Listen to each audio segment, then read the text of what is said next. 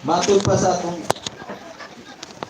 itong gibasa pag-crucify ni nila ni Jesus. Nahibalo ta ani, ikaw nga Kristohanon, gawas nga Kristohanon, baptist pag yun. Baptist, nahibalo ka ani. Kaya mo binihinungdan na nabaptist ka. Gawas kung mo ni hinungdan. Pero ang hinungdan na nabaptist ka, tungod lang kay sinasina, kuyog-kuyog, awak na kabaluan ni. Pero kinanglan masabtan nimo nga kining atong gibasa naghisgot ni sa paglansang nila ni Kristo dito sa cross sa Kalbaryo.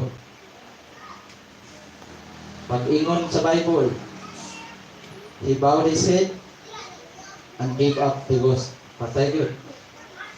Kaya itugyan ang espiritu, patay na ng tao. Kaya ang tao na walay espiritu, matod pa sa Bible, patay. Okay, karong kapunon, atong isgutan, we are going to recall or to talk about the death and sufferings of Jesus Christ. Once again, ang atong isgutan, ang kamatayon o ang mga pag-antos ni Kristo. Ha? O niya ang atong isgutan. Kinanglan masabtan nato og unsa niya kamatayon o unsa ko'y hinungdan ani nga kamatayon. Kay walay mahitabo nga way hinungdan. Tanang panghitabo na na hinungdan. Hinauton ta masabtan ni nato karong kapunon. Okay. To know that this is the most cruel, fatal, and worst death happened in the entire history. Mo gini ang kamatayon. Kani nga kamatayon mo ang pinaka-cruel, pinaka-mauulaw nga kamatayon nga nahitabo sa tibuok kalibutan. This happened to a man who is not worthy of this kind of death. Ha? Nabalo ba ka? Ang kini nga kamatayon nahitabo ni sa usa ka tawo nga dili ang ayan ang nga kamatayon. Wa ka kabalo kinahanglan masagdan nimo ni karong kapunon. Anong dili man siya ang ayan nga kamatayon? Why?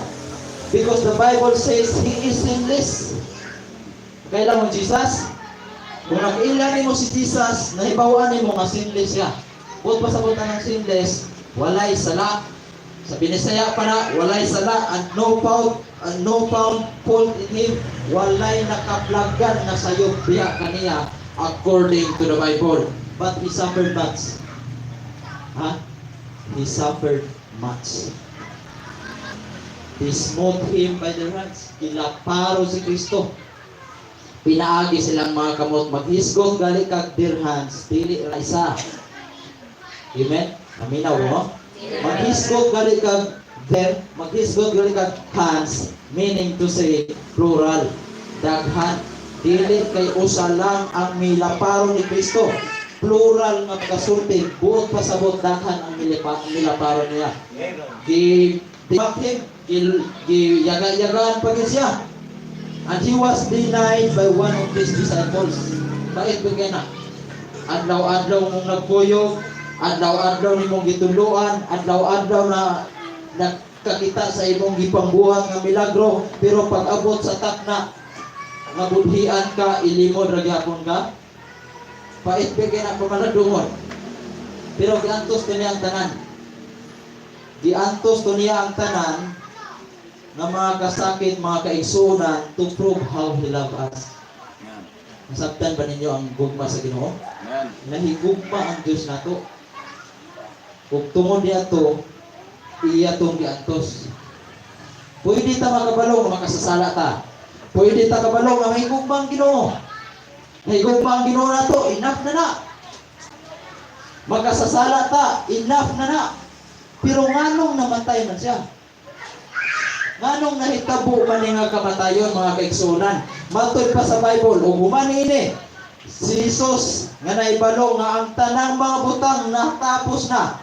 Nga ang kasulatan nagaingon, I thirst. Ha? Ingon siya, I thirst. Giuhaw. Ingon pa niya sa verse 30.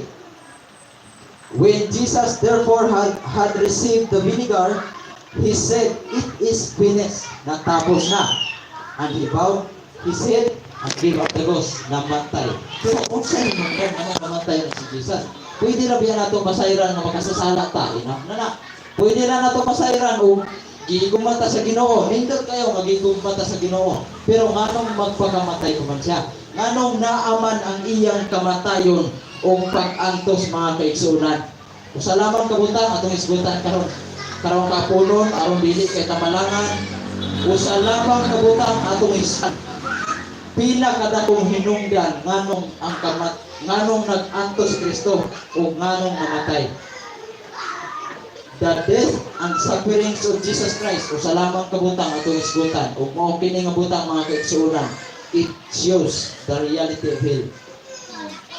Nagapakita ang kamatayon o pag-antos ni Kristo o unsa ka tinuod ang impierno.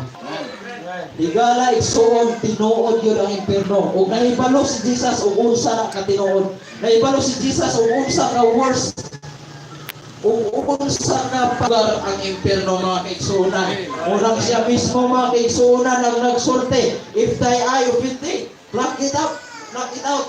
Kung ang imong mata nakapandol nimo, tangtangan na, kinsay mo tangtang, ikaw mismo. Ano man, nahibalo siya kung sa kanilin ang impierno. Mas maayo pa mo ato kag langit, nga karon usaray mata, kaysa kumpleto ka, nga mo ato kag impierno. Dili lalim ang impierno, nahibalo si Jesus anak mga kaigsuonan. Nahibalo si Jesus ug unsa kapait ang impierno. Because he knows how bitter. Nahibalo siya ug sakit kapait ang impierno. Do you think Christ is a fool that he suffered and died for nothing? Pangutana na. Gatuo ba ka nga mamatay si Kristo, mag-antos si Kristo sa wala lang? Mas bright pa si Kristo kaysa nimo. Una-una nimo, mamatay ba si Kristo sa walay hinungdan? No. Dili. Naa to hinungdan ang tanan. Dili lang kay gugma hinungdan. Dili lang ang imong pagka makasasala ang hinungdan. Ang hinungdan nganong namatay gid si Kristo mga kaigsuonan tungod sa atong gipadulngan nga impierno. Tinuod na, kita mo na.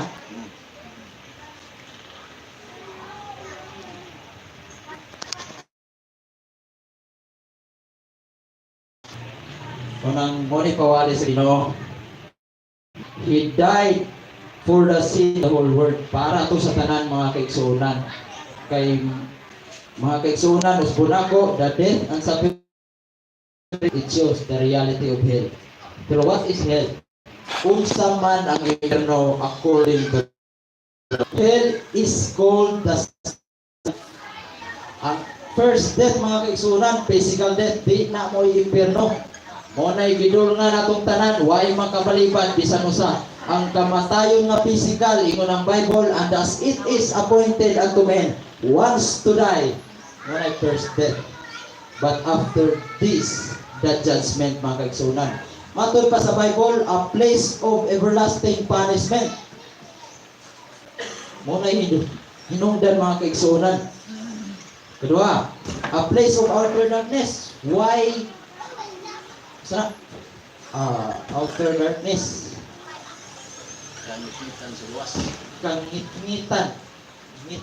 Mangit-ngit. A place of torment. According to the book of Luke. Lugar sa pag-antos o kasakit. A place of gnashing teeth. Bisan pag pangagkaroon.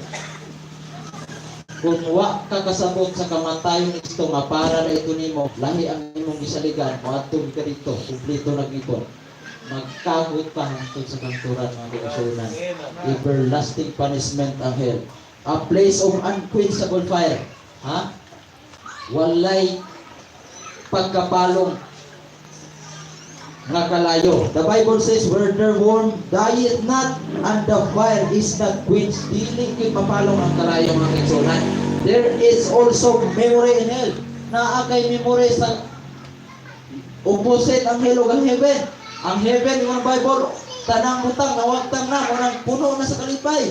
Pero ang impierno, tuwaay mo una dito. Mahinungduman nimo og unsa giunsa nimo pagsalikway ang kamatayon ni Kristo. Mahinungduman nimo og giunsa nimo pagtamay ang nagwali about ni Jesus Christ. Mahinungduman nimo og giunsa nimo pagsalikway ang dakong kaluwasan sa Dios. Kung moadto na kadito mga kaigsuonan. peoples in hell have real souls and someday bodies. Naagig ka lang, ano man, tells of eyes, na ay mata. Matod pa sa Lucas, atong basahon, mga kaigsunan, tugutin ko sa pagbasa, paminawa lang sa inyong igdulungog. Matod pa sa Bible, sa Luke chapter 16, verse 23, ang pulong sa Ginoo nag-ingon, and in hell, o dito sa impyerno, he lift up his eyes. O dito sa impyerno, siya mihat siyang mga mata, naay mata. Kung naa kay mata, naa kay ulo. Kung naa kay ulo, naa kay lawas. Kalag nimo mismo, itambog dito sa impyerno. O sa eternity, ang imong lawas, apil na mag-antos dito hangtod sa kanturan. And that is the reason, si Kristo ni aron maluwas ka, na di ka may impyerno. Ngunay kung rason, si Kristo namatay. The literal soul of man will be in hell for all eternity. Apil ng lawas, mag-antos dito hangtod sa kanturan. Kung mo na hinungdan, uspon ako, si Kristo mianhe, aron pagluwas nato gikan sa impyerno. Naibalo siya o unsa kang gilingig ang impyerno, mga kaigsunan, sa duhat anak. Ang Diyos man nagbuhat sa impyerno, pero dili na para nato. Lipay ka, kay dili para nato. Para na sa yawa o sa mga demonyo. Pero by choice, nagdulong ta dito, ingon nga makasasala. Kay dili unta na para nato, mga kaigsunan. Kung naibalo siya, nagpadulong na ta dito, ingon nga makasasala, o ang bugtong paagi lang, dili ang imong paagi, dili ang paagi sa reliyon, ang bugtong paagi lang nga ang tao, dili madayon o adtong impyerno, mao ang iyang kamatayon. O ang iyang kamatayon, mao to'y kaluwasan sa matag usa nga totoo. Mo'y gala igsoon, kung ikaw may mabayad sa imong sala, mo ato kag impyerno. Pero tuuhi kung managbayad ang imong sala, aron dili na ka ma-impyerno. Mao nay gusto sa Ginoo, o mao nay rason nganong nagpakamatay ang Ginoo, mga kaigsunan. John 3:16 ang Biblia nagingon, kaya ang Dios naigugma pag-ayon sa kalibutan. Gihatag ang iyang bugtong di pagkatao nga anak, that whosoever believeth, aron si bisan king sa katong mutuo, dili na malaglag. Anong di man malaglag? Tungod kay nagapadulong na daag kalaglagan. Kung mutuo ka, dili ka malaglag. Ingon ang Bible, in whom we have redemption through His blood. Diya sa kang kinsa, kita adunay katubsanan, pinaagi sa iyang dugo, ang kapasayloan sa mga sala, sumala sa mamandi sa grasya. Kay sa tinuray los bunako, ang bugtong paagi aron ng tao dili may impyerno, mutuo sa ngalan ni Jesus. Ingon ang Bible sa Acts chapter 14 verse 12, wala nay laing gihatag ng ngalan silong sa langit ug sa yuta nga ang tao kinahanglan maluwas. Kinsa ngalan? Mateo 1:21. Matod pa sa Bible, og siya mo mugso usa ka anak, og siya mo hingalan kaniya Jesus, kay iyang luwason ang iyang mga katawan gikan sa ilang mga sala. And we are the fruits of His death and sufferings. Kung tinuod kang luwas, bunga ka sa iyang kamatayon o pag-antos, mga kaigsunan. Nasabtan ba nimo ang hugma sa Ginoo? Mangutan ako. Pangutana, mga kaigsunan, nasabtan ba nimo tinuora? Nasabtan ba nimo nga tininoon ang gugma sa Ginoo? Hinaot di mo mapandol. Hinaot unta mapanalanginan mo ani nga mensahe. Kay wala kung may barog aron mahimong kapandulan, may barog ko aron mahimong panalangin. Kung nasabtan nimo ang higugma sa Ginoo, mga kaigsunan, kung sa may response nimo sa imong pagsimba, anong luyo man kay ka?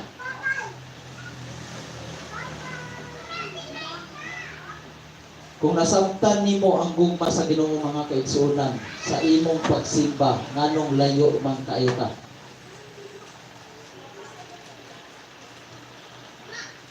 Wag labot o bisita ka or member ka. Ang pangutana, kung nasabtan nimo ang gugma sa Ginoo, nganong pagsimba, layo kay ka?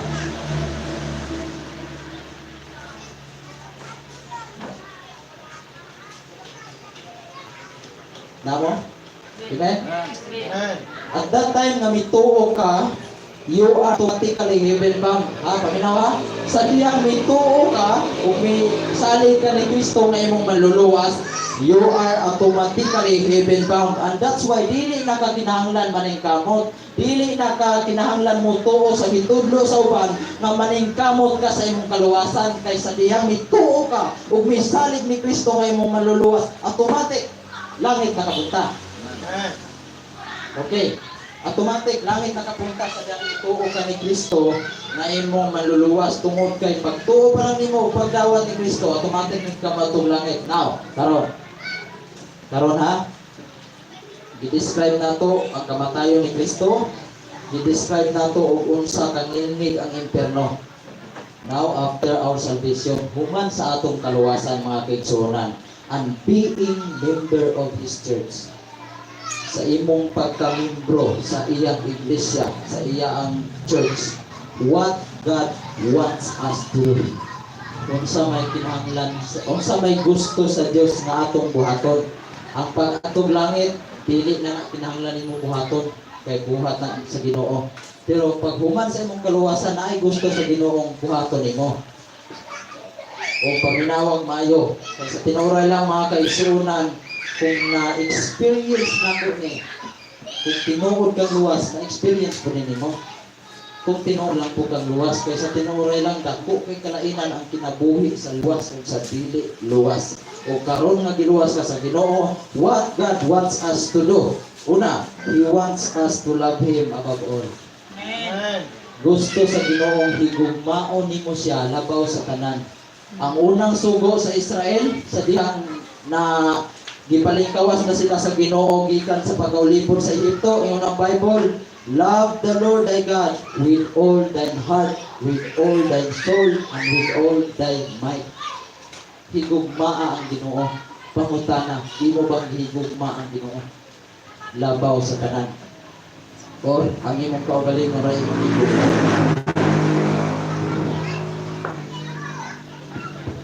Okay. Ikaduhang butang, He wants us to love one another. Mga kaigsuonan, love one another. Walain mo ng Bible, love another one. The Bible says, love one another. Pero nganong magpinaakay, nganong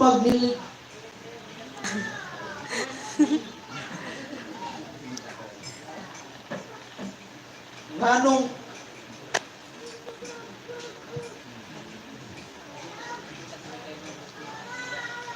He wants us to love one another. Higugmaa.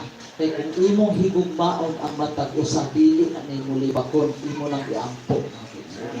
Pagkaway bata sa inyong nag-angkop ng iya sa Ginoo, nya mang diba kasi imong sikatawo. Naghan. Majority. Nilibakay. Imbis magtinabangay, ganilibakay. Kung mag-isa, kung isa, kaghan ka. Kung lang po mo nakatabang pa. He wants us to worship Him in spirit and in truth. Gusto siyang simbahon mo. Kumusta ang imong pagsimba sa Ginoo? Unsay rason, anong simba ni mong Ginoo? Kung nasabtan mo ang dagong kaluwasan sa Diyos, simbaha ang Ginoo. Nga tinarong. Dili maghiniwi. Dili magtinapit. Dili magpalayo. Dili maghiniprokwito. Dili maghinipokrito. Mas hipokrito, paminaw, mas hipokrito pa ta kaysa uban. Mas hipokrito pa ka kaysa uban. Ano man, may balon ta ka nga si Kristo ray dalan. Pero ang uban mo ay balo padayon na sila na. Pero ikaw may balon anong maghilom-hilom ang kasuban. Amen, right. Tanawa daw, paminawa daw. Paminawa og kinsay mas hipokrito. Sila nga napakit kabalo o ikaw nga nahibalo nga pahilom. Mas hipokrito ka kaysa nila. Mo man ilang gituwa, mo tinuod. Mo na ilang gisunod. Pero ikaw na ibalo ng tagag mo itinuod. Ngano nga man imong gisunod? Ay hipokrito ka. Amen. Thou art hypocrite. Tigpakaroon inyo. Tinuloy lang gusto silang gamiton ka diwas kaniya.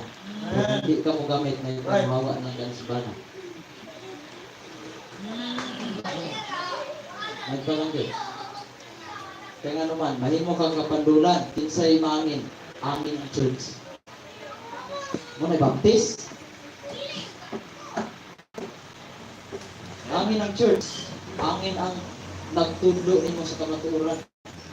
Gituduan ka, gipaymayan kag maayo. Pero kung dili ka mahimong panalangin,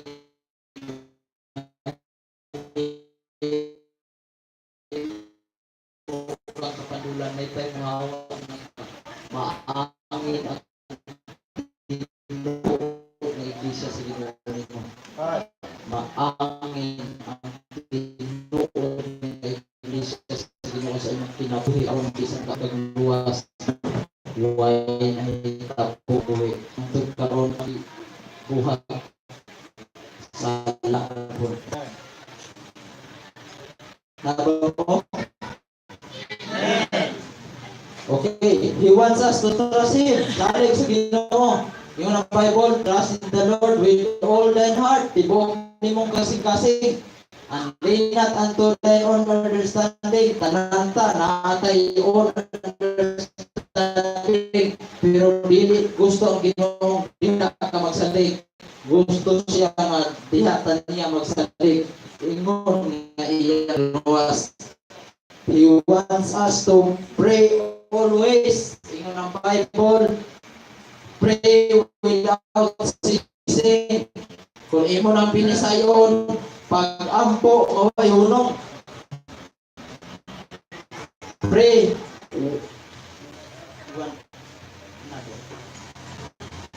Iampo ang matag usa. Ingon ang Bible. Kinsa man nag-ampo na to ron. Kinsay nag-ampo na to matag adlaw. Ingon ang Bible. Kung ingon ko nga gawas ang wagampo, pila lang ka kung mahibilin ani. Nag-ampo mo. Kung wag mo nag-ampo, gusto sa Ginoo paampuon ka. Basa ka Bible. Kristo na. Bago binigyan mo, ito na Kristohanon. Magbasa sa Biblia, mag-ampo ka nung life. Kinsa may disaligan ninyong gusto. Kung di ka mag-ampo, di ka basa sa pulo. Hindi mo kapagalingon. Pray always. Ang pulo, importante din na sa Kristohanon ang kinabuhi. He wants us to become good example by doing good works. Sometimes in English, akong binisayon kay ang uban di Bisaya kasabot. Kay gusto ng English, pero in English sa samot. Oh, ako binisayon ha. Ako may nagsulat aning English. Ako na po ba na pero masabtan ni nato. Sa iyo lang isabton. Uban sa grasya sa Ginoo. Amen. Ingon ang Bible. Bible. Ingon ang akong outline. He wants us to become good examples by doing good works. Ako binisayon. Gusto siya nga mahimo kang good example pinaagi sa pagbuhat